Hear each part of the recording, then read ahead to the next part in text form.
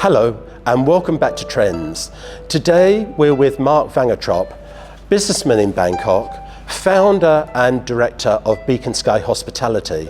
But we're not talking about his hospitality business. Mark has an amazing story to share with us. It's about when he became a Buddhist monk.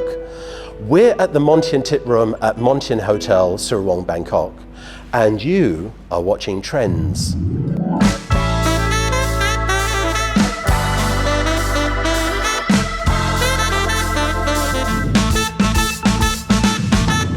Mark, you're a trendsetter in hospitality and asset management, and normally we'd be talking about business, but last time we met, you shared with me a story and a life experience that bowled me over, and I'd like you to share this story with the audience today. Okay, all right. What happened? Well, not too much happened, but it was more that I live in this beautiful kingdom of Thailand, and you are fortunately exposed to Buddhism, and I was very interested. I've been engaged in following and reading and a lot about Buddhism since a long time, and I always had this idea that I wanted to go a bit deeper and I wanted to learn more, and I indeed wanted to go to a temple. But if you have family and kids at home and you're working, you know, you're not going to say I'm just taking off for 1 or 2 months. It's not something you easily do, right? So again, one of the famous advantages of COVID, like many, during COVID, I got the opportunity, home alone, business was obviously also not there. So anyway, cut a long story short, I entered into the monastery program where you become ordained as a monk in northern Thailand, and I really went in there to follow the program, to enter the monkhood and follow the program. Yeah, but hold on, these monkhood and these programs, it's all in Thai chanting, Thai programs. You speak fluent Thai? I do not. How did you survive? They have this particular temple, they actually, it's fairly unique. They have a complete foreign orientated ordination program. So they really focus on promoting this for foreigners. So they have over 15 very senior monks that are fluent in English, that speak English, Thai, or also some Nai teaching monks. And so the whole program is geared towards international people coming to Thailand, in Thailand, or even coming from overseas, coming to Thailand to get ordained and to teach them the Buddhism, teach them meditation and all that good stuff. But there must be a huge cost for the temple to do that. Is there a benefactor of the temple who started this program? Yes, there's one senior monk who sponsors this by himself and his family. His family's, Thais, as you know, Thais are very, very, to donate, to give merit is a big thing in Buddhism. So this family also, part of their giving merit is to support and to donate that this program is actually possible. And the temple itself also, because the temple has a lot of donations just in general, so the temple is able to fund this, and also the participants are also requested to give a donation. So that works out pretty okay. Works out very well. And basically you then follow the life as being a monk in a temple. So my understanding is then you've got the prayer, the chanting, and then the challenge for me would be you can't eat food after lunchtime. Is that right? Yeah, that's correct. You indeed follow the monk life. I mean, that is obviously one of the big takeaways, that you actually live from the whole schedule, from morning, getting up at 4:30 in the morning, chanting, meditating, one meal a day, and you really live. You have 227 precepts. A monk lives by 227 precepts, and during that whole period, you obviously try and you have a focus to live by those precepts. And you think it's tough, it sounds tough, but actually when you're there, it's not at all. It's not at all.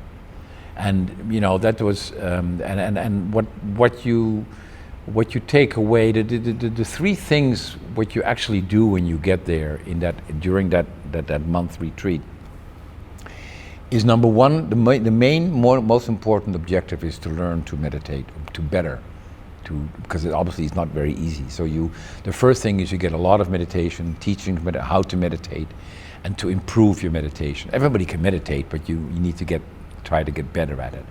And it's got a lot of advantages you can get out of meditation. We'll cover that as well maybe. So the first thing is learn and to teach and to improve your meditation. The second thing you get out of it is that you have really very experienced and very educated monks that teach the sutras, the Dhamma of Lord Buddha. And as you know, Lord Buddha, he was a very wise person 2,500 years ago. And basically, as people may know, Buddhism is not really, by some people, not really considered more a religion. It's more considered to be more of a lifestyle.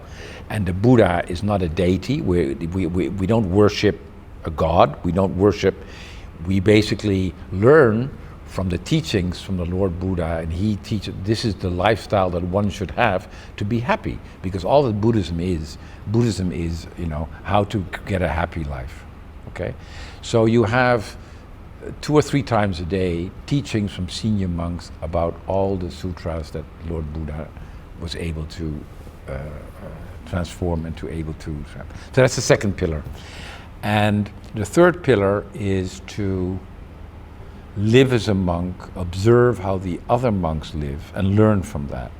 And that's amazing, because if you see how these monks, how they communicate, how they interact, how they, among themselves, there is like, a monk among themselves, you don't criticize, you don't judge, you obviously never get even angry or dispute or raise your voice. So the way they interact is amazing. You can get so much out of that if you can just do a little bit of that in your own life and learn from that. It's mind-boggling what you can learn from that. So is the Mark van Ogtrop that's come out of this experience different to the Mark before? Well, I would hope so. It's your outlook on life, the way that you approach life. Do you feel that you have a different outlook now? Yes. I still need to improve a lot, but I definitely have a different outlook on that. First of all, that, you know, if you want to practice Buddhism and you want to basically, you have that goal that you want to have a happy life, okay, then there are like 2 things that you can do to create that happiness, and so hopefully then you would also, when you get out of that you can actually practice that more of being more happier. First of all, you can be very happy and simply by extinguishing 3 fires. We have 3 fires, okay, that occupy us, and if we can extinguish those 3 fires, you can actually become very happy just like that. The first fire we can extinguish is that we all have cravings, okay? We have material cravings, and we have sensual cravings, and we have immaterial cravings. You want more. You want a bigger house. You want a bigger salary. You want a new car. Craving. You want a relationship. You want this. You want recognition. You want to be somebody. You want to have a title. You want to have a position. So these are all cravings.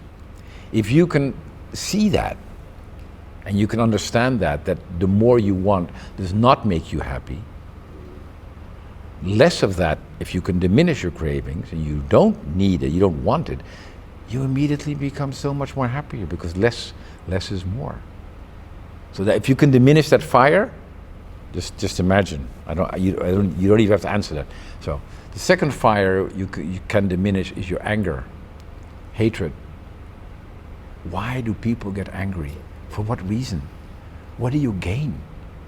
If you think about it, you don't gain anything by getting angry about something. What you do is count to 3 and then forgive and forget. Forgive and forget. There's zero point in life to get angry. So the previous Mark, when I was 30, and I was GM, I was running around, I got angry.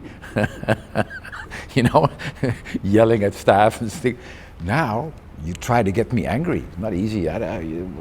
So these are things that change you. The third fire you have to get out is, you have to put out is delusion. Delusion between what is fact and what is real and what is false. If you take those 3 fires and you extinguish them, you've created a lot of happiness, just like that. The second pole is, what creates unhappiness is stress, worry. So what Buddhism does, you live in the now, you live in the present. The famous power of now. You may have heard of the power of now. And that's Buddhism. So if you combine that and you actually live in the now, meaning, why do we have stress? Why do we worry? Because we worry what may happen in the future. Okay, or we're concerned what happened before in the past, and how that is going to affect us. So these are all in your mind. But if you look today, this very second where I'm sitting now, this moment, I'm okay. I'm healthy, I'm doing all right. So the only reason why you have stress or worry is because you are thinking about what's going to happen next month and this and the future and what's going to do. It's all here. So what the Buddhism says, you need to meditate, meditate, meditate, meditate, to calm your mind and to clear your mind. Your mind is full with garbage. We get so many stuff every day. We get so many stuff that comes in, what I call garbage. You need to clean it. You need to, and through meditation, you calm yourself. And by calming that, and you realize, then you can get rid of those cravings, you can get rid of your anger, you can live in the now. It's all through meditation because you calm your mind. You know, I see a calmness in you. And having had this experience, do you think it's impacted your business with Beacon Sky Hospitality post-COVID and the successes that you're having? Have you been able to take your life-changing experience and apply it and bring it into your business? Yeah, well, it's difficult to put a finger on that, David. But I think, yes, what I'm saying is I'm not chasing, and if it happens, it happens. If it doesn't happen, I'm not going to cry about it. I'm not going to get upset about it.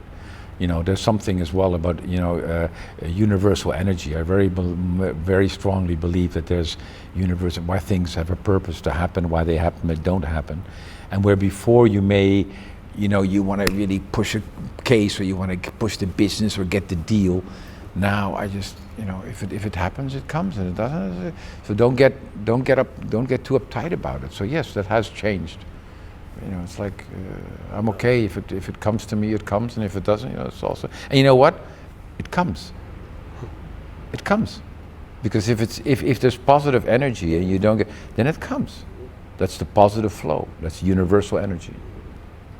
So yeah, it's interesting. It's fantastic. When you told me this life-changing story, I was enthralled. I thought, I'm going to do it, but I just haven't found time, and that's an excuse. See? That's an excuse. I'm wrapped up in the 3 fires. I know that you have the time, but you really have to. Yeah. Thank you so much for coming along today, Mark, and sharing this life-changing experience with us. Thank you for inviting me in this wonderful setting. Inspirational. Very good. Thank you to the Montian Hotel for providing the venue, Montian Tip Room. And also thank you for watching this episode. If you like the conversation, please like and subscribe and tune in again.